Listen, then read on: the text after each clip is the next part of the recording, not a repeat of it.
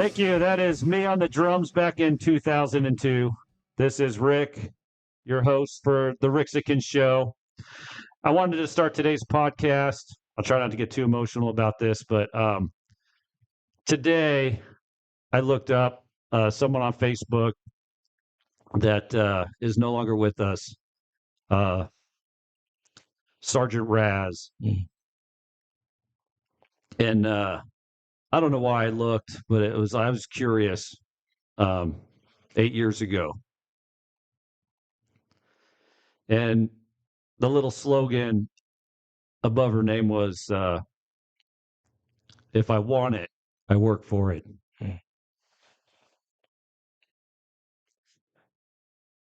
Anyway, great quote to live by. If you want it, work for it. But Yeah.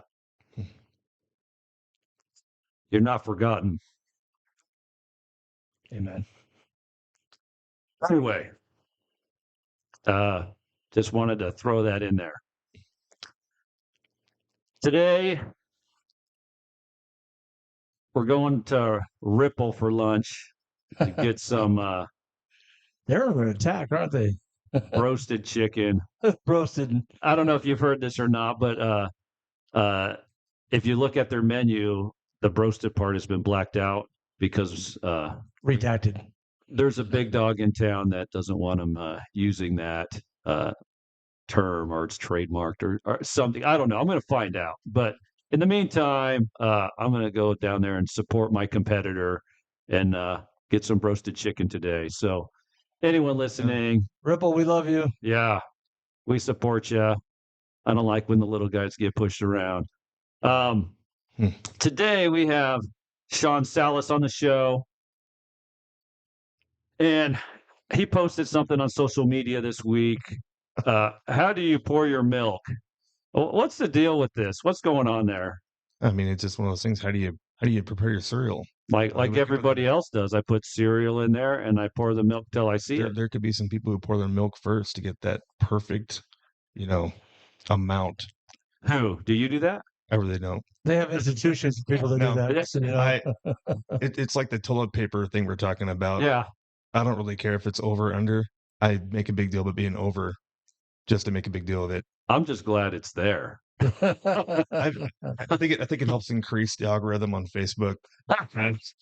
Cause healthy debates. Oh, I'm good at asking questions that ruffle feathers, but We did a Instagram poll at Youth Dynamics on Monday night last week about I saw the that. cereal being first or the milk being first. And man, you would have thought kids you'd think I just done like the most sinful, heinous thing in the kitchen as kids are panicking and putting up their Instagram that they haven't had in a while. They were just logging in, redoing their passwords just to log in to say no.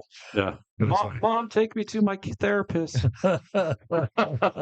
Kids are so soft these days. Yeah. Just squeeze one. It's good times. Oh, man. Sean, did you have a childhood nickname growing up? The salamander. Salamander. One's called Salus. Salamander. Yeah. That was one of the ones that was used. Weird. But yeah. Yeah. That was a little nickname. Interesting. Now everyone's going to start using it. So it's great. Salamander. Yeah. Oh, man, where do we go from here? Let's jump into Springfest. The real reason I brought you on the show is you have a big event coming up in a few weeks. Yeah. Give us the rundown on there. You have multiple activities, and we're going to beat your brain. How many people? How much work is this? It's a big project, and and how did it start? And so Springfest, what are the events coming up? So we have a lip sync on Thursday night. That'll kick off the event on the 23rd of May. There'll also be see your eyes. How you doing? Hello. I see one eye. Yeah.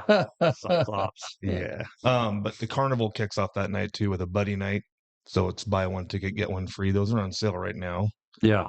At Umpqua Bank, Blue Rouge, and the UPS store. So we go to those places and buy one ticket, and then it turns into two. Buy one ticket, get one free. There you go. Okay. Only can be used on Thursday night though. You can't redeem it And then so lip sync Thursday night. Then Friday we have Quiet Riot Slaughter that night for free. Nice. And then Saturday we have the 3-on-3 tournament starting. Go Saturday and Sunday. Saturday is one of the biggest days because it's like a local day. So we bring in local bands that come in. And then we have the parade that night, Kitty Parade, the 3-on-3, the car show, the fun run, cornhole tournaments on Sunday, I believe. Yes, Sunday. Yeah, I believe it is. Yeah, and Sunday night's All for One and Killing Me Bad. So it's a long list, and it takes a long time to get that schedule completed, and we comb through it with like 5 different eyes just to see what we've missed, and we always miss something. Oh yeah. So there's this. The best thing is go to the website, Spring Festival in MosesLake.com, and they can find everything there they need. Say that site again. Spring Festival in MosesLake.com. Nice. Yeah. Let me take a little tangent on this question. Sure. What is one of the misconceptions people have about Springfest? I would say the biggest thing. So I started doing Springfest in 2008 is when I first started doing it. Was working at Youth Dynamics as area staff, helped out with a 3-on-3 tournament, tried to bring it downtown, do some cool stuff down there. I think one of the biggest things we run into is because it's called Moses Lake Springfest. We're trying to raise money for it as a nonprofit group. People get confused. They think the city's running it, but it's actually ran by volunteers. Biggest misconception, I think. I am we have. guilty. Oh, Guilty. I've been here No, 8 years. It's totally understandable. Yeah, and I was Yeah. like, and it's pretty much all the activities downtown, I believed were done by the city. Yeah. And I think a lot of the community gives credit to the city for it. But really, there's hardworking individuals sacrificing time to put these things together. Anyway, Yeah. it was like, what? That's not, it's all done by, nonprofits and individuals working hard. How much do you get paid? Nothing. What? Nothing. Man. The board does not get paid. Yeah. And asked how many this guy puts in hours. Like you do not want to see him the day after Springfest. I take a nap and hope I walk into the arms of Jesus. That's pretty much what that. Yeah. It's a lot of work. So good people trying to do something great for the community. Yeah. There's 7 of us. And Rick, Sean has taken it a long way. Like there were some local bands. I mean, Quiet Riot. Last year we had Montel Jordan, few other Tone Loc and Vanilla Ice. Yeah. Yeah. So it's like people actually look forward before they're like, oh, Springfest, Carnival. Oh yeah. But he's turned it into a big thing that people look forward to. It's interesting how things grow over time. Where I grew up in California, my father started a little thing called Tustin Tiller Days, and it was like 4 booths when it started. They did it 2-3 years, and then it moved to a committee, and now it's like a Springfest down there. It's a big, festival type thing, and you never know how something will blossom until you try. I had a crazy idea recently. I'm like, we're the #1 potato place in the country. We need to do a Spud Fest. Anyway, if the Potato Commission gets excited about it, they're presenting it. I'll be calling you, be like, what do we do now? I'm like, I have good ideas, but paperwork is not one of them. Yeah. The event itself started in 1980 in Moses Lake. Just local people that wanted to bring tourism to Moses Lake. Yeah. People to see who Moses Lake is. And then the Mount St. Helens blew. So it was canceled. So 81 was their first year. And then on our 40th anniversary, we had COVID. So we were shut down for a year or two after that. And so, but there's, that's our big mantra is that, like with LTAC money with the city and the county, we had no clue what that was until about 5 years ago. We had no clue we could actually apply for money to help. It doesn't run the whole event, but it helps service some of the stuff we're doing to put heads in beds in hotels. Yeah. We had no clue it was there. And so we're thinking we're bringing in like local bands from Soap Lake that we're spending all this money on. And am I too close? No, I just want to see. There we go. Cool. Oh, thank you. Yeah, I was like, man, So- this is weird. Yeah, I was kind of like, I'm just kind of working this with one eye. Yeah, I was you just know, how you like- sat. And I was like, well, if you fail to prepare, you fail anyway. Fail in life. But our thing was like, we need to bring in entertainment that's going to cause people to want to drive here from other states. Because if you get them here from another state, they're going to stay the night. They're Yeah, going to lodge. They're going to hang out. they go out to eat. So in 2018, we brought Mix-a-Lot, Yeah, and it was like a Pandora's box. Park was packed. People are going crazy. And then Yeah. the board were looking at each other going, okay, you can't go backwards now. And so Yeah. we start bringing in these bands. And so we said, okay, we're going to do a big band on Friday night and a big band on Sunday so that those people want to be here all weekend long. I yeah, just talked to a dad yesterday from, where I can't, Ferndale, bringing his son out to, they have a second grader that they're bringing out to play basketball here. Didn't know about the concerts, didn't know about all the other fun family stuff we're doing. Like, oh, well, then we'll add more rooms to our stay. We'll add more nights Yeah. to our stay. Yeah. So I'm not going to drive from Ferndale just to play basketball and go home. He's like, wait, you have Quiet Riot, Slaughter, and All Yeah. for One and Color Me Bad, and it's free? it's free. Yeah. Sign me up. There. Yeah. Sign me up. So really, that's been our big thing is like we want to like showcase Moses Lake, and so now people are hearing about us. We Yeah. had a vendor that called one of our food vendor chair. This vendor called her from Florida and wanted to sell crab cakes at Springfest. Cool. And she said, "How'd you hear about us?" And he goes, "Oh, you guys are all the talk of all the vendors in the Southeast. They're all talking about Moses Lake. They want to put Moses Lake on their route Yeah. because of what we're doing. Because if there's a lot of people coming here, they're looking at it going, oh, we can make some money." Yeah. So Yeah. that's what's going on. It's pretty cool. So this is going to be a big. So we're gonna have crab cakes this year. I don't know if that's going to happen or not. Not your department. Don't get Not my hopes up. department. Basketball. Basketball is my department. Yeah. Who? 3-on-3. There it is. Yeah. Yeah. Oh man. So what would you like to see from the city to make these events easier for you guys to plan and produce? I know as far as production goes, we've already had the conversation with the city. We had a follow-up meeting after last year's event. If you were at the Vanilla Ice concert, you know how many people were there. It was a We're lot. estimating It was a like lot. 8,000 people were in attendance, and that bowl holds like 4,500 to 5,000. That's like a pack. Mhm. And we were beyond that. People were actually, it was hard to see with the drone footage, but they were beyond the bowl all the way out into the middle of the food court, just standing to listen. Yeah. They couldn't even see Vanilla Ice.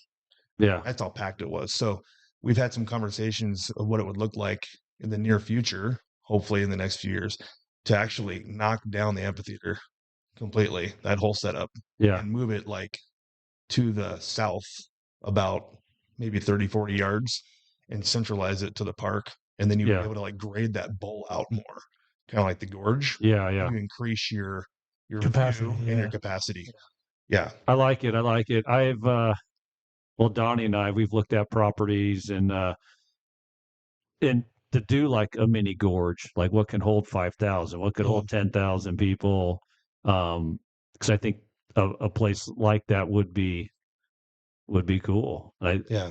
I don't know if the demand would be huge for it, but events like yours, if you did something like that a couple times a summer, would be a really cool thing to build on in the future. Right. Doesn't Springfest do some things outside of springtime as well too? To kind of the committee, are you guys part of the summer movies and all that? Or No, those things kind of stopped because we had some money that was coming in from grants and stuff like that, and so there was questions of like, are we spending it on the event, or are we spending it on these extra activities? So we kind of like pulled back from those. So we just do the event that weekend Yeah. and call it good. Yeah. No. Yeah. I mean, I've definitely I've had to learn, and you've spoken to me privately because I had a question like, you guys do these parades and things. I was like, hey, you guys are blocking off traffic in front of my building. You're like, No, someone and you're sent me like, the video. yeah, and you're like, it's not my intention to Yeah. hurt other businesses, but it is a festival that comes into town for a few days, and everybody has to adjust. And Yeah, people either like stay in town or they leave town. yeah, Like it's tough. It's packed. I know the Vanilla Ice concert, there were cars parked for 2.5 miles. People Oh, are wow. walking 2.5 miles to get to Yeah. the park. So there's Wow. nowhere to park. Yeah, that's Yeah, pretty. I'm actually pretty disappointed because I'm going to Billy Joel that weekend, and I really like Quiet Riot. Might pour your milk first too. Yeah. I might put toilet paper over the bottom, right? So many things wrong with you. But no, we have a I believe a good relationship with city in things that we try to get done. Like if we see stuff in the park that we'd like to change to help us with our event, we like to get funding from the LTAC to go towards that. So one of the things we did this past fall is we helped get the fiber put into the park. Oh, cool. Oh wow! There's actually now there's going to be internet in the park for the vendors. I was going to say that's got to help So yeah, those guys. we tried it a few years ago and ran into some little hiccups with a few things. But this year it happened, and so we're happy to see That's gonna be awesome with like Yeah. sound and Yeah. Well, then the city can do like their watering with it, right? Water the grass at a certain time. Don't worry about going and turning it on, turning it off. It's all on a timer. Yeah. If we want to put in speakers around the park, they can all be run off Bluetooth. Camera surveillance type stuff, just for security, whatever. Yeah. But stuff like that. So then when we ran, so the city, we covered the expense of the fiber, and the city ran the trench with PUD. Yeah. Got that all in there. So we're hoping to add more power. That's one thing. We're adding another food court. We usually have one food court up against the water park, but we have 80 vendors this year. wow. And you only let the vendors hook onto that, or anybody on their cell phones like, hey. Oh, I'm talking about the internet. Yeah. There'll be a channel just for the vendors, and I want to say there's going to be a channel for the public, because once you're Okay. there, especially during Vanilla Ice, you're not calling anybody. Like there were so many phones there. I don't know. They'll It hit all- it record all- and they're all like, look. Well, I know, but like you couldn't call. Like our board was trying to call each other, Oh, yeah. and so it was funny. One of the funny things that happened last year, when we get contracts from these bands, Yeah. they're very meticulous what they want. Yes, they They're are. writers, yeah. And you know what happened Oh, with, I forget the name of the band, but it was anyway, they wanted blue M&Ms on a stool oh on the yeah. stage. They want this type of bottled water and Yeah. this type of cheese. So the manager shows up and he goes to the stage and there's no stool and there's no blue M&Ms. He's like, we're not And going he's up. like, I don't trust anything in this place right now. So anyway, This is real, people. This we is meticulously read through the writer, and so my wife and I are up on the stage for Vanilla Ice, and Vanilla Ice had just came in his car, and he went into the trailer, and we're about to start the show, and my radio goes off, and one of my committee members says, "Hey, we need 80 bottles of water with the caps released on the stage." I'm like, dude, how did we miss that? So here's my wife and I on our knees, like just popping water caps open for this guy. So he could gets just- out. Well, he was shooting him at the stage at the Oh, the people. out of the people. Yeah, you know? yeah. But I was like, that was a lot. That was a pretty minute thing, but stuff like that does happen. So we couldn't call each other on our phones. Yeah. So one of our vendors or one of our board members this year, Blair, he does entertainment stuff, and he got a connection with Raycom in town. So they did a trade with us. So we're getting radios from them with in-ear Oh, cool. things, and so we're just every year making something better. Progress. you're kind of a big deal then. Blair Koch does the entertainment. Lori Valdez does all the food vendor stuff. Yvonne Skog and Lisha Rabella, they do all the parade type stuff and help with beer garden. And Nate Pernada is also helping with vendors. And so we have a really good team of people. You were telling me that because of the beer garden, your insurance is going up because of the rock concert or something? We got it fixed. Yeah, they were trying to jump our insurance on us because apparently Quiet Riot was going to cause a riot. maybe bunch of before old or guys. after they rub Ben Gay on their knees. I don't know. Yeah. Just It's a rock band. oh, and I forgot Sherry Bickler's all joined our committee. She helps with all the sponsorships. So everyone's got their place. Everyone's Yeah. got their role, you know. And then we're clinically insane people. So Yeah. And the point is, it's a lot of work in putting all this together. I don't think people realize the effort that goes on behind the scenes yeah, that people dedicate to our community. I seen this guy out at like 2 o'clock in the morning, putting chalk on the road, and Yeah, tracing dead people. Like what shock are we talking about? I don't know if it's connected to me, but the first year around the event, I had some paint that was apparently supposed to be like chalk paint, and I used that to mark the street for 3-on-3. And it like washed And away, or and then like it didn't go about away. a few weeks later, Donnie and I saw the city redoing the street downtown. So I don't know if that was like an intent before I did that, or if it was because it was marked paint and it wouldn't come off. It So I don't wouldn't. know. We'll never know. It's a mystery. This- Someone's gonna hear this and go, "Oh yeah, I know what happened." it's not that difficult to do some of that stuff. We did it out here last year. We Yeah, just used chalk paint. I It have. was Yeah, I have painted parking lots and stuff. I had a little business I had. Anyway, another story, but yes, painting. But you paint a white line and the cars drive over. I mean, it all fades pretty quickly and they can just paint over it. I mean, Our team has said the day that this has no longer become fun for us, it's a day we're done with it.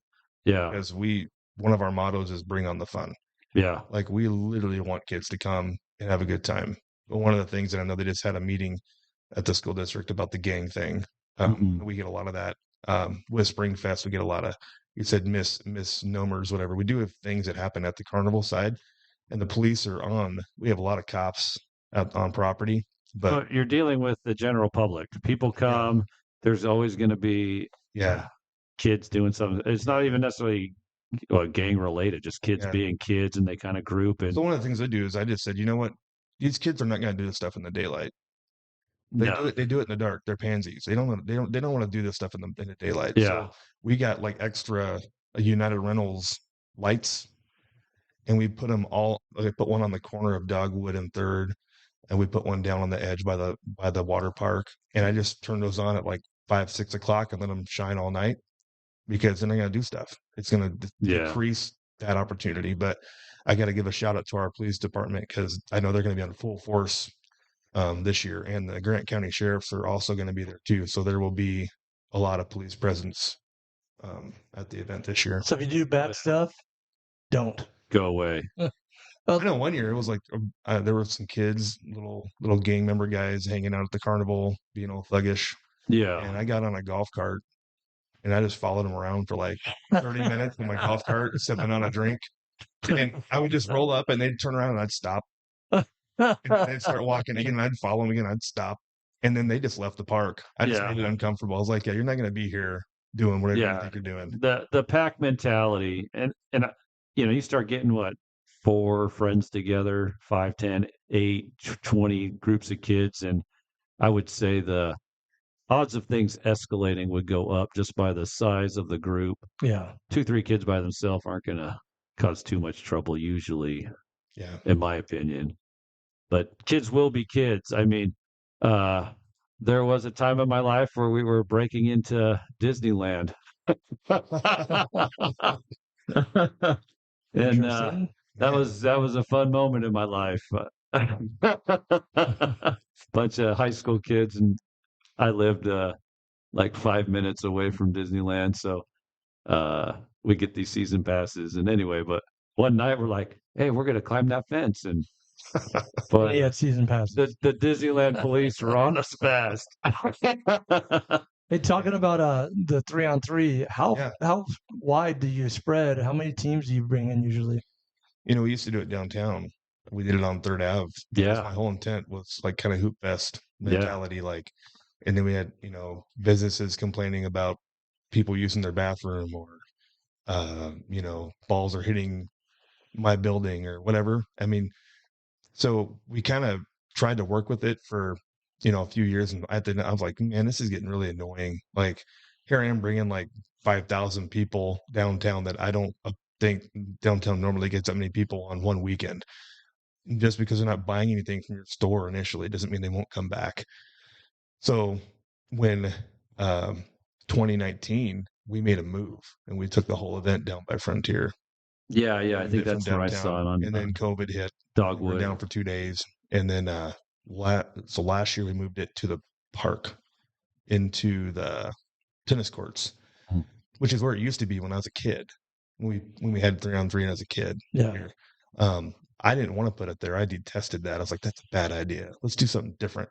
And then I realized, man, I'm an idiot. We should have done this way earlier. It was awesome. We only had like 2 scuffed knees. We didn't have kids getting like, Oh, it's smoother. pieces of pavement in their kneecap. But that's kind of fun, right? Like parents are like freaking out about rain and lightning. I'm like, yeah, your kids are playing in Hoop Fest every summer, potholes in the street, lightning hitting the ground, and you're here complaining at 3-on-3 at Spring Fest now, whatever. But we're doing it's a whole nother tangent I can get on. Yeah. But How many teams? we had 110 teams last year. So are you saying if you're an overprotective mother, don't bring your kid? I mean, we want the kids to That's be not what we're safe, but it saying. was just really, really funny, So we like to tell people, the guy that called yesterday from Ferndale, they want to go to Hoop Fest for the first time. Yeah. They're getting their kids into we call it a mini-me division. We started this like 5 years ago. So it's kinder through 2nd grade. Yeah. It's gender, like it's both genders playing, like it's what do they call that? Like Co-ed. a co-ed team, Yeah. And it's super, super fun. So he called about that, and he said, yeah, we're going to get a Hoop Fest. I'm like, hey, there's no better way to spring into Hoop Fest than to come to Spring Fest.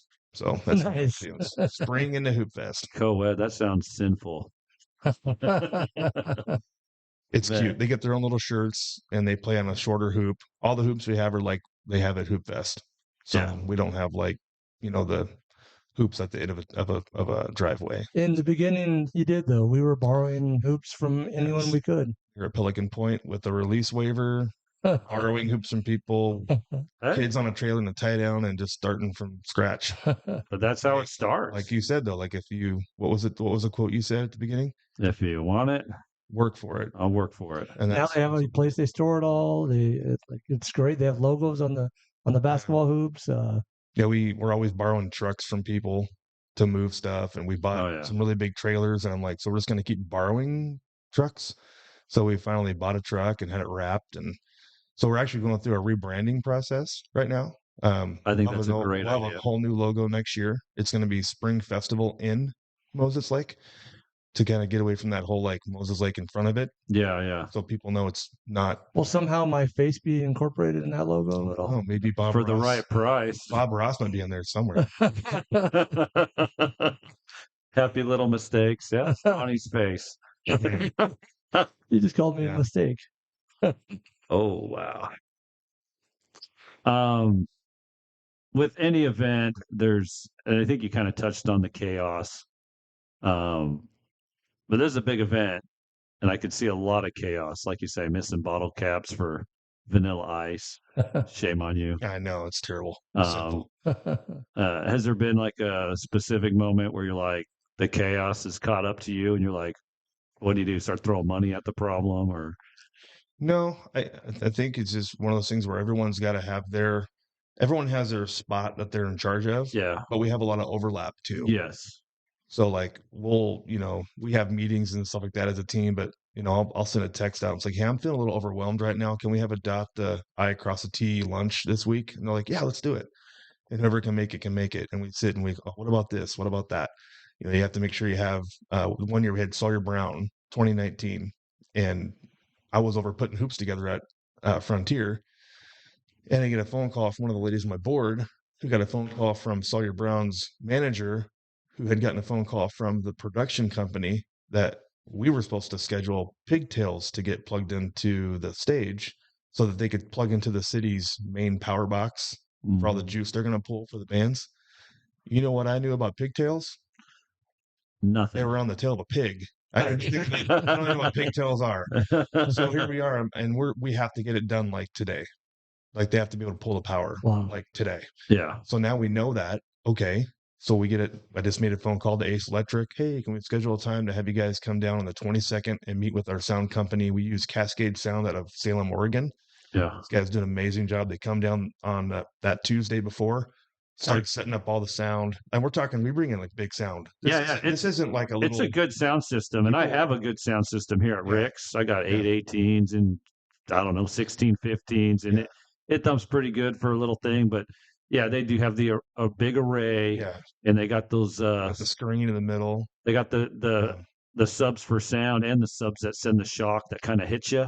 Yeah. And I'm like, that's a good sound system. Yeah. I could feel the punch. So it's definitely like it's people, and I think it's starting to metastasize. People see like they're looking forward to it now. Yeah. Like I was at the bowling alley and one of the workers like, oh man, I can't believe you guys are bringing all this entertainment and it's so exciting. Oh, yeah. It's a draw. Yeah. It's a tourism draw. Yeah. And Yeah. I do believe our community needs more tourism. Mm-hmm. We have the sand dunes, we have the lake. Even if it's green, there's still stuff going on there. And just my limited experience, I've been here 8 years, and I will Google what to do in Moses Lake. And the city pops up and it says, go to our water park, go to the Japanese garden. But I was like, there's no mention of the local businesses there. And I'm like, and that's one of the reasons I started this podcast was it's up to us to come together and make it happen. Right. And so I think together we can rise and promote our little local community so people are either aware Yeah. or reacquaint them with what's going on. And so, I mean, that's one of the reasons we had you on the show. I'm like, Springfest, yeah, we know it's coming, but sometimes it's nice to get a inside scoop on the process because 8 years ago, the city did it, right? Ignorance. Yeah. And so I see, wow, there's people working hard, working for free to provide benefit for our community. Let's recognize them for that and appreciate their efforts. And, so if there's a light bulb missing or you have a complaint, I'm like, remember, that's people working for free. Yeah. Yeah. That's frustrations. Yeah. You're like, yeah. And we tell people, like, it was probably 2017 or 2018. We had a lot of people complain. Oh, it was 2018 because we changed the parade route. Yeah. We used to go all the way down to Five Corners and up Fifth. Yeah. And all that. And so I'd gone down to the police station and talked with one of the officers. Said, hey, I will trade you streets for cops because I knew we were having mix-a-lot there. Yeah. And I was like, I need more cops there just in case.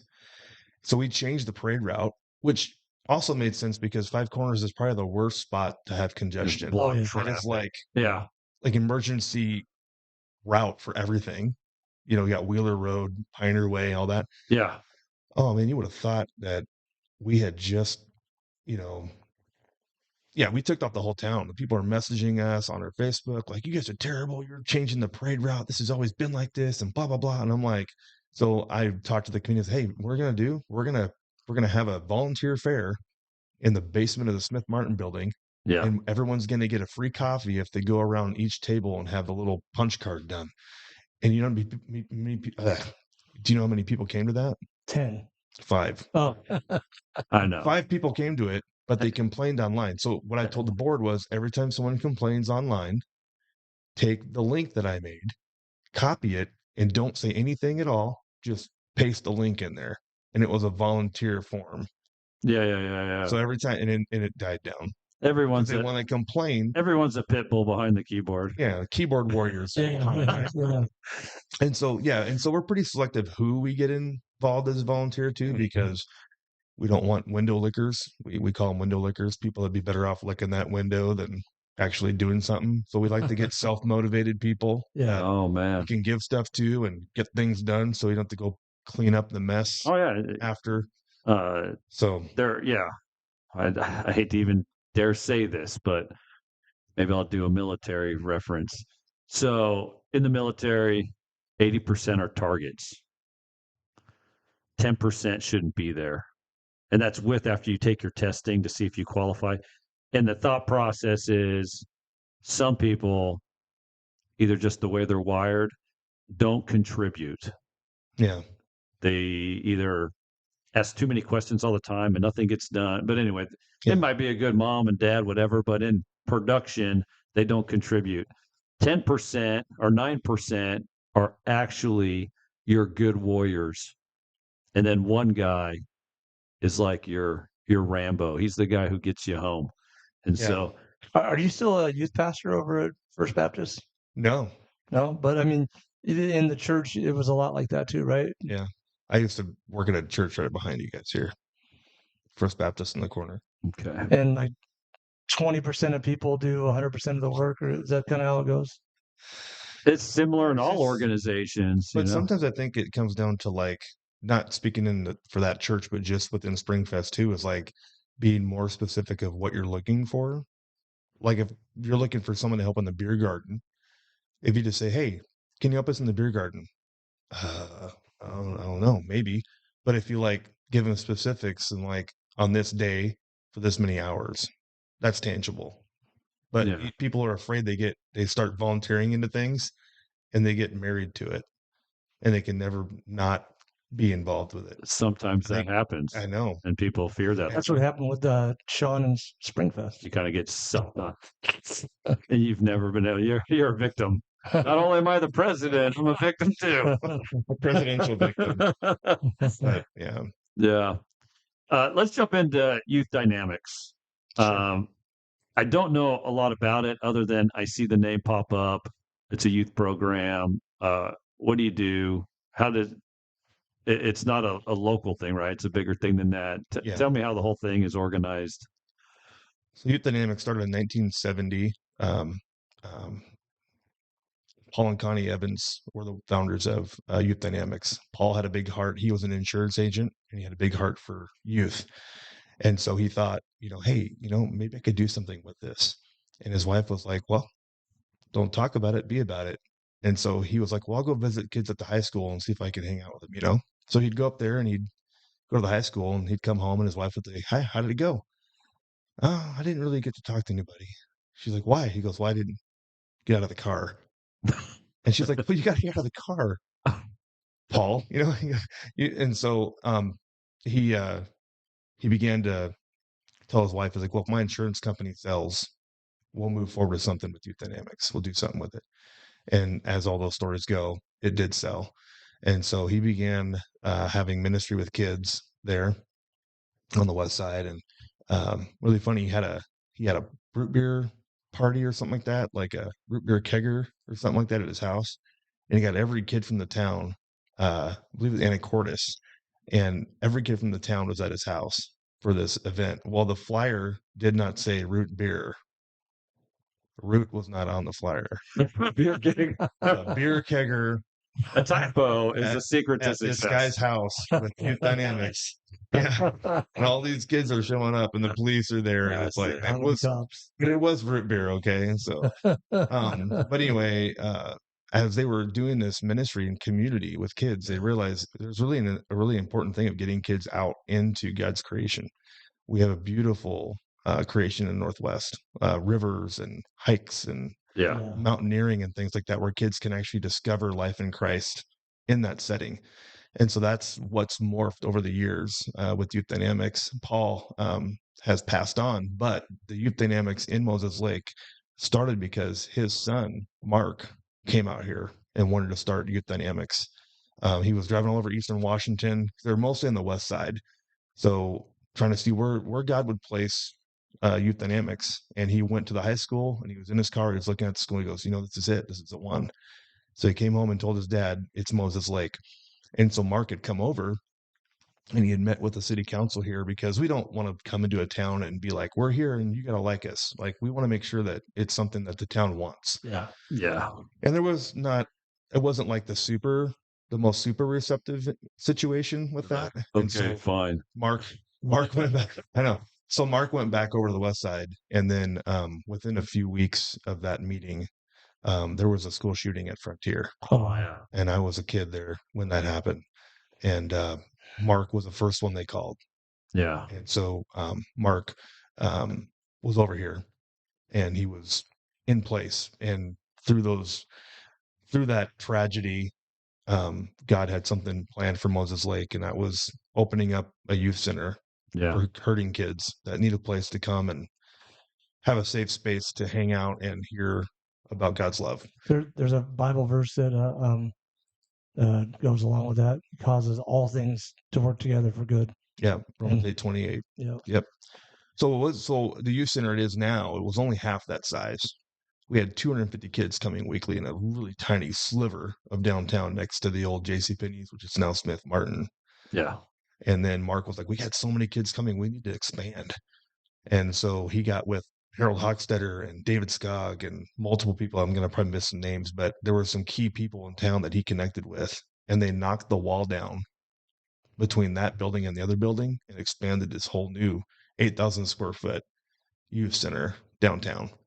It's all paid off by the community. There's no debt with it. So when people partner with us monthly, it's not paying for overhead, it goes right to the kids. But so I just came on staff 3 years ago as an area director. So it's been challenging, but exciting same time. Yeah. Yeah. I like that you get them outside. And many of my life lessons have been with like youth group, right? I did scouts as a kid, hiked Yosemite, did all that stuff. And I became a Sea Scout. Every year we'd sail the Channel Islands. And there are lessons there that I learned in life as a kid that now that I'm an adult, like, I guess I wouldn't have been exposed to. We were, I guess one quick story, there was we were sailing to Catalina and there was a tanker up ahead, about a mile up, and tankers, right? They're big. Yeah. Took down a bridge. Don't go there, Rick. Don't go there. Did it though? We're gonna do a conspiracy and me tinfoil hat thing sometime, but Invite me. not today. Anyway, Yeah. tankers, they put an 8-foot wake off the bow and an 8-foot wake off the stern, and if it doubles up on a 4 or 5 foot swell, you have a decent sized wave. And so I was tasked to I was going to take down the jib, the sail in the front. And so I'm running up and the boat pitches and I'm in the air outside of the boat. And I'm like, it's dusk, it's getting dark. What do you mean by outside of the boat? Like there's little cables, they have these struts and cables that go around the boat, kind of like this little perimeter, and they're about knee high. Yeah. Anyway, as the boat pitched, I was outside that, so I was like 3 or 4 feet outside. But I said a little prayer before I went because I was like, okay, it's getting dark, ocean's a little weird right now, and I was like, all right, get me through this. Anyway, so I run up, the boat pitches, I'm coming off the boat, and like magic, I reached out my hand, and there's these cables called shrouds that go up to the mast, and I caught one and swung right back onto the boat, and I took down the jib and got my work done.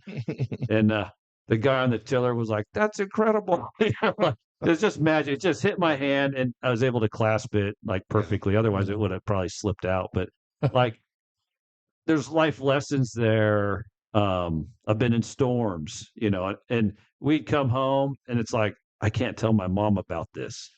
Like I almost got Well, let me go back. yeah. One trip I got, well, I told you the story previously on a different show about Little Scorpion Bay. We got the electrical Lightning, storm. Then when the front passed, we had that, 80-mile-an-hour winds blew us out to sea, anchor skipping on the top of the water, anyway, this craziness happening. When we got to Marina del Rey, we hooked up to shore power, and the bottom of the boat was filled with water. We're scooping it out, and a power cable went in as I was scooping. It's like a 30 amp deal, but I was scooping water out, salt water, not very conductive at all. But I like locked up, and someone pulled it out at the same time. So it was just a quick, anyway, like just things happening in life, and you learned work with people, trust people, who you should trust, who you shouldn't, and there's life lessons there. Teamwork. What it's like to hear your buddy in the other tent screaming all night because he's got hypothermia. Like there's lessons there in life. And anyway, the point is youth activities. Get your kid outside off of that screen time Yes. and get them to focus on something else and expose them to certain life experiences. There's life lessons there Yeah. that I would have never gotten had you not pulled me out of my element away from mommy and daddy. Yeah. Right. Yeah. Put me in a group and you got to deal with, there are slight bullyings and teasings and everyone gets a new nickname and, Salamander. Salamander. yeah. When we'd be out camping and the bears would come and, some other Yeah. campsite guy not from the United States is like, look out, here she comes, and we'd be cracking jokes the whole time. She's a coming your way, like it's just a brotherhood, a community. And so I'm grateful that I was exposed to some things and activities you'll be exposed to that are totally unique for you. Like for me, it was the sailing thing. Yeah. Like very rare opportunity that came up. We had some leader that kind of stumbled on it and it kind of came about. He didn't know how to sail. None of us knew how to sail when it started. But when you're out on the ocean He has a sailboat now. and the storm hits, you can't step off. And I think a lot of my like faith and trust came from that. I was like, well, all I got's a prayer. Yeah. You probably see a lot of that too, Sean, right? When you bring the kids out in the wilderness. And we were on the Deschutes River 2 years ago, and we had 8 kids went on that trip. Yeah. My arm was messed up. I woke up that morning to drive the kids to Oregon, and I could not. When your arm like feels like it's asleep, Yeah. and you're like whacking it against the wall and stuff like that. That was literally my arm that morning, and I'm the only volunteer going on this trip because all of our trips are led by our guides. So Yeah. we had we had the adult revision there, but I called my chiropractor at like 6:30 in the morning for an emergency visit, and she did like 4 visits in one hit. And my back I had 3 rib heads out. I had a weird thing with my collarbone. It was a whole weird deal, right?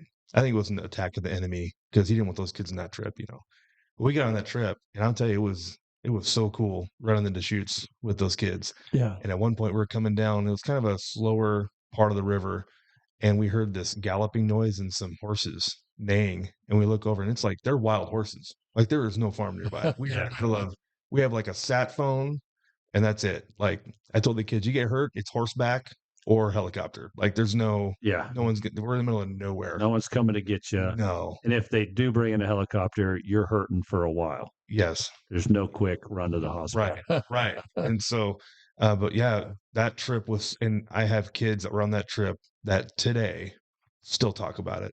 Yeah. Like, they didn't care about their phones. They didn't care about anything, but we hit a really big rapid at one point coming into it's Moppins is where we were dropping the raft. Yeah. And before Moppins, they've got some pretty nasty rapids. So you get some class 4 stuff. Yeah. If it's nasty, but we hit a class 3, and I remember we hit this rapid, and one of the girls, because everyone's rowing, and we hit so hard that she bounced. And she the guide bounced all the way from the back of the raft, and she hit her head on the front of the raft. And this one girl, she went up in the air, and she was hanging on, all fours, her hands and feet were grappling this raft, just hanging on, And so there is some danger. I mean, obviously, I'm not gonna sugarcoat it. But we pride ourselves like Les Schwab, we pride ourselves in safety, right? So. While in danger, we do all we can. Yeah, Les Schwab's sponsoring the show. No, but no, we do our best to make sure that everything's safe. Our guides, it's not like Youth Dynamics doesn't have like an outfitter that we bring in. Yeah. All the guides that do the rock climbing, 80-foot rock faces, backpacking trips, rafting, all those things, they all work for us. They're all on staff. So now we have this, I can say, hey, I got this kid coming on a trip and they got a struggle going on. And that guide now knows. Yeah. So when they're with that kid on the trip, they can have that conversation. So we're firm believers in multi-day trips. Like we do take like single day trips to Wenatchee. Yeah. I'll take kids in the river for the day. Middle schoolers mostly just to introduce them to rafting and get them like hooked on it. But the multi-day trips are where the bread and butter's at because now you got kids for 4 or 5 days.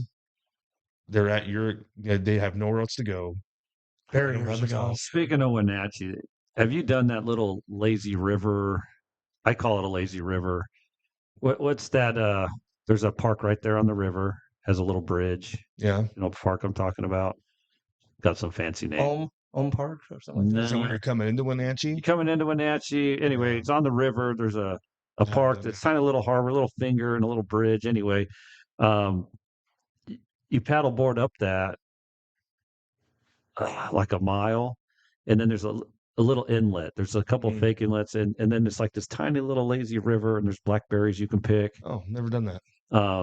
Anyway, Yeah. a couple hour little trip might be a good thing for you Yeah. guys to look into. But yeah, I was like, how cool is that? I'm Reef sure wild Youth Dynamics might blackberries? know about it. We Home typically- Gardens, is that it?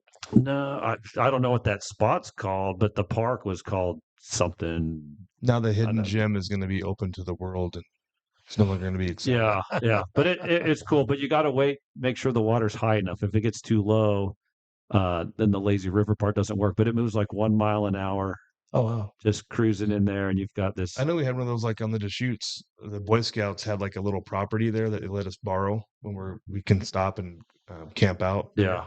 for the night. And they have an inlet like that, and the kids could jump off this big rock cliff, and it would basically the inlet would like run along the Deschutes, and it would you just lay back in your life jacket, and it would just spin you around and around and around. Oh, I think it was so much fun. yeah. Plus, it helped your arm. 'Cause your arm's really hurting you. Yeah. Anyway, lots of That's cool cool. things to do Awesome. out there. But yeah, I guess I can look up that little spot. But that was cool. I was like, That's oh, awesome. that's like a real life lazy river. You float out, and then you had like a half a mile to paddle back to Yeah. this park in Wenatchee. But I thought it was pretty cool. I mean, a small little thing. All Yeah. the bushes you can. I'm sure city was there back a ways, but you couldn't hear them or see them. How do kids get involved in Youth Dynamics? So With the- misconceptions with Youth Dynamics is that we're like Boys and Girls Club, Yeah. and they have to pay a monthly due to be at our events, and we don't charge a monthly due. I raise support like a missionary. All my staff raise their own support, their own team of people that give each month, and then we raise money for the area. We have a big auction in the fall that pretty much helps us through the year, but we're always looking for more to give to the area, and then all those funds help feed the kids and do the activities, and so we don't want any kid to not be there, Well- right? Like they can just come in on a Monday night or a Tuesday night. They check in. High school nights on Monday nights and middle schools on Tuesday. We have a silent disco this week. Have you ever heard of those before? Put the headphones on and Yeah, different like music. headphones, and Yeah. like they have a red, blue, green light on it that connects to a different DJ station. Yeah. So we have about 60 kids signed up right now for that. That's on Monday and Tuesday, but Nice. they So can. is it open every day? So Monday nights and Tuesday nights are the main outreach nights. Yeah. And then we're trying to get more volunteers to be there on a consistent basis. We can start doing like a Friday after school or Thursday after school. Yeah. But even the after school thing, we open up, we get like maybe like 8 kids, which I'm not saying those kids aren't worth it at all. What I'm saying is a lot of the kids aren't going to come after school because they're in sports or Yeah. they're doing something over here. So Yeah. trying to be during the school day, we're there in the office getting stuff done, but But Friday. they're in school. So Friday night, maybe doing something special once on a Friday night. But Yeah. So there's Like fifth quarter or something. what's the high school band? Is it Misfit? No, what's the name? Anyway, there's a high school band, and they've played here at Rick's, and it's Gunner and these guys, and they play 80s rock. oh, that's cool. Yeah, Gunner's a great guitarist, but anyway, Yeah. I did no alcohol in the back, and they played music, and they brought their parents, and anyway, That's cool. they brought 100 people. They rocked out. Yeah. It's a good fun band, all the 80s classics. But anyway, if you need a band for that, Yeah. Yeah. Misaligned Minds. It came to me. Oh, Misaligned Minds. Misaligned Minds. I think they're playing at Springfest. They might be. Oh, that's awesome. Yeah, I Yeah. think that just happened. So, yeah, talk to those guys. But if they come, they'll bring their high school buddies and Yeah. their parents and so forth. But I thought it was cool that, like when I was a kid, I'm a drummer, right? So there wasn't a lot of opportunities for me to play. Right. And I was like, it's cool to open up a place that they can play and perform. And, they'd probably be at Springfest and, anyway, Yeah. easy to do a DJ these days. Technology is so there. Many don't know this, but I used to be a DJ at a club in college. I believe it. And you do? And I remember spinning with vinyl and doing stuff and the dual CD players and I'm not a natural DJ. Yeah. I learned from a Polynesian guy named Kleppy, DJ Kleppy, Lep Dog, and he would let me DJ. He would let me DJ the first hour because I had a band. I had speakers, so he needed my gear a lot of times. So he let me DJ the first hour, and then when the people showed up, he'd be like, "Move," and it was so crazy to see this like giant. It was a ripped Polynesian guy be so delicate with his fingers on the knobs and move. And I would just watch him and be like, oh, that's how he lined that up. But as a drummer, I could beat match. Like I could line songs up and mix them. And I haven't seen it in Moses Lake yet. I'm like, where's the DJs at? No one beat matches. Everyone just plays music. Yeah. But anyway, it was anyway. So one day he's like, "Hey, I got you a gig." I said, "Where's it at?" He's like, "It's at Club Omni. You're their new DJ." And I was like, "No interview. I just showed up and started playing." Anyway, I'm not talented with like my memory. So people would come up to me and say, "Hey, can you play this song?" And I would like sing it to me. Oh, and then I could find it. But then like they would give the title or whatever, and I'd be like, the deer in headlights, like so that was the terrible part of DJing. But I had this roommate from Brooklyn, New York, 6'2" black guy, and he'd be like, "Hey Rick, this is the new jam. Mix this in." So he kept me up to date. So the point is, if you have limitations, there's people that can help you. Yeah. And just with your mini talent, you can do amazing things. We've also thought about doing like, I know there's a group that's going to be doing like a middle school, high school girls weekly Thursday night, teaching them how to cook and do some basic things like home ec type stuff. And then there's people who want to teach kids how to bake or play guitar. I should send my kid. He can barely make macaroni and cheese. Dude. Okay, I'm going to off ramp for a moment. My son found this TikTok video of a mac and cheese ingredient. Dude, it's insane. Yeah. So he's like, "Dad, we have to do this." I thought, it'd be a good thing for you and I do together. So I went shopping, right? It was like a pound of mozzarella cheese, pound of cheddar cheese, pound of Monterey Jack, like all that, dude. It was insane, bro. I ate like 2 bowls of it, and I felt like a glutton. But it was so good. I'm gonna make it for so like Cheerios, you put the cheese in first and then the noodles. So you put that. So you have 2 bowls of the cheese all mixed up. Yeah. So you have 1 pound. Yeah. Basically, you have 3 pounds of cheese. We're getting into homemade mac and cheese. Yeah. And so then you put the noodles in, you mix it with all the juicy, the cream cheese stuff. Yeah. Throw it in a pan, and then you put more cheese on that, and then you bake it. Yeah. Nice. And then you bake it for 30 minutes, and then you broil it for like 4. Because that crispy. So my son's like, the whole time we're making this, my son's like, "Do you want to go?" He goes, "Dad, we're gonna mess this up." He's like, "We're gonna fail. This is gonna suck." I'm like, "No, we're gonna do this." And so my oldest comes down. He's like, "Oh, that's trash. I wouldn't eat that. That's gonna make your stomach hurt. You're gonna get diabetes." Kids, man. I'm like, "I'm gonna make it at YD." He's like, "I'm not gonna come that day then." I'm like, "Just take a hike." But I'm gonna do that for one of the dinners at Miami. So we just did a huge kitchen remodel. But you're saying it's really good, dude. Yeah, dude. I think so. This morning, I put it away last night, and this morning I woke up and was doing dishes, and I saw the pan out, And I 100% think my middle son like woke up at some point last night and was like, I gotta have I more. need more.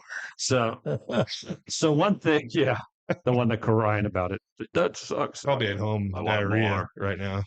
So one thing I want to do, since we're talking about food, is I want to get a waffle cone. I bought the little stands for them. Okay. It's a waffle cone. Yeah. You put mac and cheese in it. So maybe we'll do your mac and cheese. I don't know. And then you put your brisket or whatever on top. Oh, dude, yes. It'd be kind of fun to Yeah. mess around with for a little You guys are making me hungry. appetizer Just saying. or whatever. Yes. Do you It's guys in the works at Rick's. I just haven't Like the Baja bought Bowl. the cones yet. Yeah, the Baja Bowl is really close. Yeah, he says it is. So then, Yeah, just to dip back into youth dynamics, we have two arms of the we're ministry. talking about food right I now. know. Okay. No, I'm gonna hook back Okay. to food. There you I have to share about one thing All right. because it's huge. But there's a adventure side and there's a community side. Yes. So in the community, we have a fair booth at the fairgrounds. Have you heard of Tater dogs. Yes, that is the word. Tater dog. I was one of the best tater dog salesmen there We was were ever. talking about potatoes. Yes. So we do a thing called a tater dog, and we have a guy that made like a puncher, and it punches a huge hole in the potato, Yes. and we put a frozen German sausage in there, Okay. wrap it in foil, and we bake it in a pizza oven for about an hour and 30 minutes. They're delicious. Dude, it's so good. So then when it's done, the cooks open it up, slide it open with a knife, put like chili and cheese and all that stuff on there, like sour cream and whatever. Yeah. So when I came on staff with Youth Dynamics, like, man, tater dogs are not really promoted well. We need to like, market this. So I had Michelle Bedger designed, she created like a little tater tat. So it's a tattoo of a tater dog. Oh, cool. Yeah. And I just hand them out at the fair. So then parents are slopping them on their kids, and the kids are walking by our booth going, Look. my arm matches that building over there because it's the same exact sign on the building. Logo, yeah. So the tater dog is taking a whole, like Space Burgers are cool, like they've got their thing, right? But like Yeah. we were kind of like the hidden gem. But you're forgetting tater tails. Oh yes, the part that we pop out the middle, we cook that, and it's like a glorified French fry Yeah. called tater tail. But my first summer doing it, I thought we need to like market this at the fair somehow. So I went online on Amazon and found gold foil. So when the cooks prepare the tater dogs, Yeah. some of them have gold foil, but you don't know which one it is. Hmm. So it's a golden tater. So if you win the golden tater, you get free merch. You get like a sticker or Oh, like, yeah. like a pin. So this year we're gonna have a little tater dog guy made that he'll basically be grabbing on a straw. Yeah. He'll sit on the straw. So when you get your drink, you can. But stuff like that, all that's doing is raising money for. Wasn't last year? Didn't you guys win an award at the Tater fair? dogs. 2 years ago, we got an award because I got like a Bob Ross fetish too. It's just kind of fun to have that one thing. I've been told in youth ministry to have that one thing you like that people can just connect you with. So Bob Ross became the thing because when I was working at my church, we did a Bob Ross Christmas party. So you basically play a video of Bob painting something, and the kids have to paint with it. Yeah. But you don't pause the show. And so it kind of became this thing I brought to YD. So I had Bob Ross, like I drilled him onto the side of my booth, and he's like sitting there with a paint thing and everything. And I'll never forget Jim McKernan, the fairgrounds director. Yeah. The last day of the fair 2 years ago, he came up to me pretty upset about something, and he said, "We got a call from the health district." And I was like, "Oh, dude, what?" I'm like, no, we're meticulous, man. We're like, I'm checking stuff all the time. I'm thinking there's no way someone got sick. Like, we pride ourselves in making the best food at the fair. And he's like, yeah, I need to talk to you like right now. And if you know Jim, I don't know if you do. I love the. I've talked to him Right. on the phone, but I haven't met him in I person. 100% thought I was in trouble with him. Like he really played it off well. And so as he's like talking to me, this group of people are coming behind me, and he goes, we got a phone call, and you are the Fair Booth Concessionaire Award winner. And he starts laughing. And I'll turn, and they've got like all these ladies that are like clapping for us. So they picked our booth based on like prices, overall appearance, volunteers, how they respond with people, like quality of food. So we put that concessionaire ribbon. It's on Bob. It's on I have like 15 stand-up life-size Bob Rosses at the building. So hold on. 15. Oh, dude. So every July, 9800 Mental Institute. We got a live one here. The 988 every year we do a Bob Ross scavenger hunt downtown. So we have businesses that hide Bob Ross in their Yeah. in their building, and the kids have to find it. Well, maybe you can help me with this. I have a side project, but the sprinkler system kind of stumped me. I want to do like a treasure hunt throughout the Yeah. whole city, get businesses together. Mhm. I got a busted ATM in the back, and I was like, we can use that, break the bank, or I don't know, but I thought it'd be kind of a fun deal. But I've been distracted that I'm only one person, can only do Mhm. so much. But Bob Ross is your man, huh? It's just so fun. So we Well, put he him was a in- Marine, so I know. They say that his paintings are where he hid dead bodies. all of them. That's what I've heard. Yeah. Yeah, I don't know. But the cutout, I have him in the building right up the front. I Yeah. have the lights on all the time in the entryway. And one day one of my staff walked into the building and like freaked her out, man, because like this guy was like looking at her. But it works great for like a watchdog thing because homeless people, they're walking around, they're looking inside stores, and Oh, yeah. they see my Bob and he's like looking at them. We got lots of homeless stories here. I've been sharing my favorite one about the Marine homeless guy. Another homeless guy across the street was starting to walk off with his shopping cart. And the homeless guy by me was like, "Hey, that is property of the United States Marine Corps." And I just lost it. I go, that's so funny. Safeway.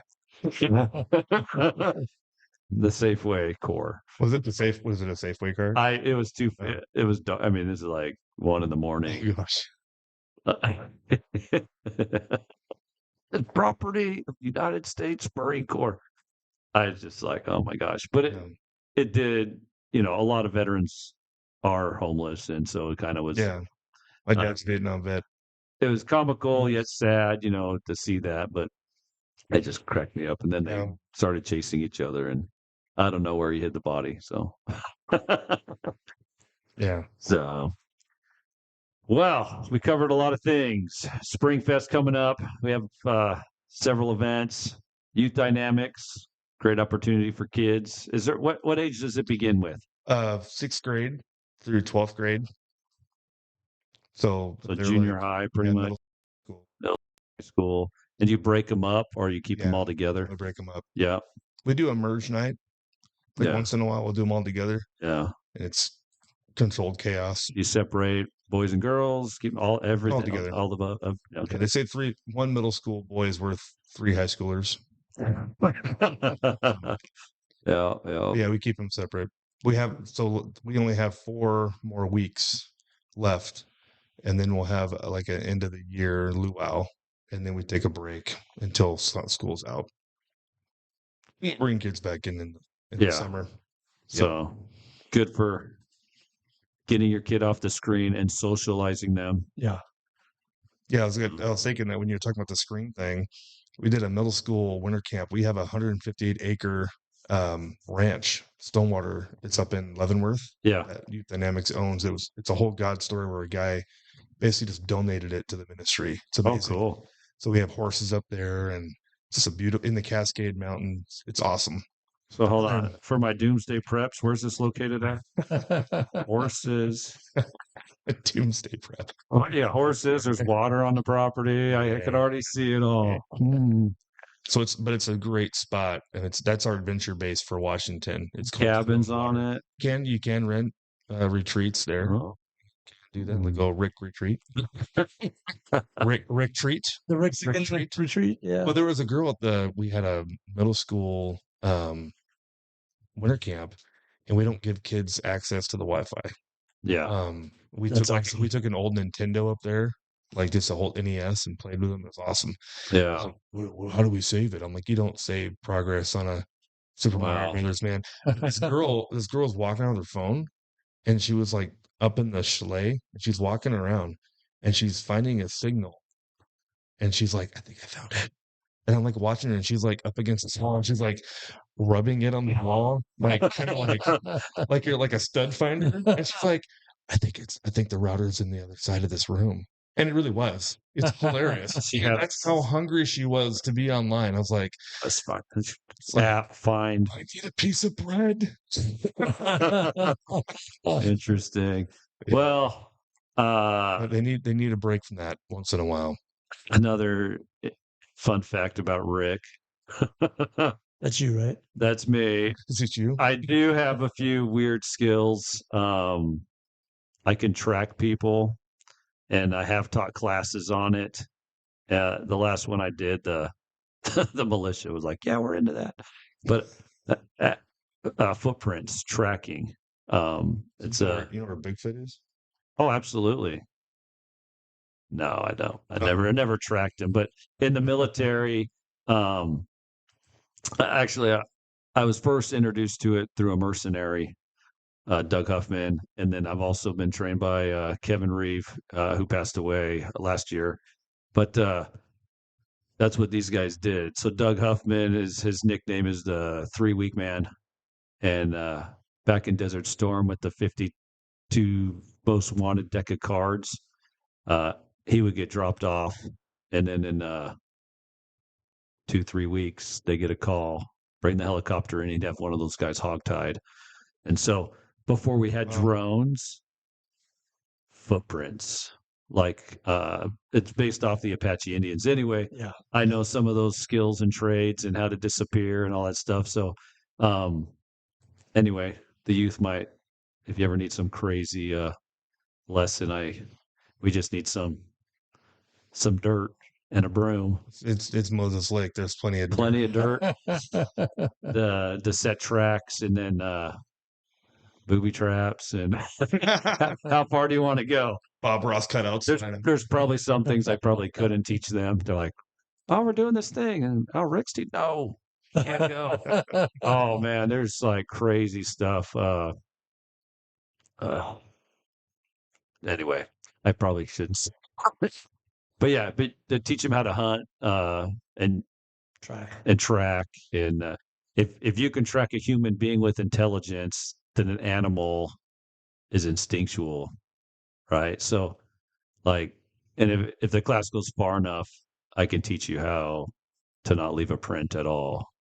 Yeah. And that's something they don't want taught. You know, they don't want to have people just disappear. They want to be able to track you. How We'll to beat a dog, we can dog look for handler. tater dog. We'll hunt down a toppings. tater dog.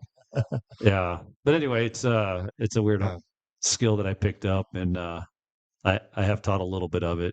I wouldn't say I'm a pro at it, but like search and rescue, all those things are invaluable. And if you can get that footprint, you can follow it. I've tracked people on gravel, and Wow. I've anyway, there's little tricks. It's not rocket science, but what you don't know, you don't know. Right. So anyway, One thing I do have to say that we haven't said yet, please like, subscribe, and share. If you like what we're doing and you want to be a part of it, get a hold of us. Anything on social media, Rixican Show, just put that in the search and we'll come up. don't tell me what to do. What Donnie meant to say was like and subscribe. It's not my nature to beg, but in social media, we got to ask. So get the word out. Sean Salas, thank you for joining us. This is the Rixican Show. Signing out. Bye.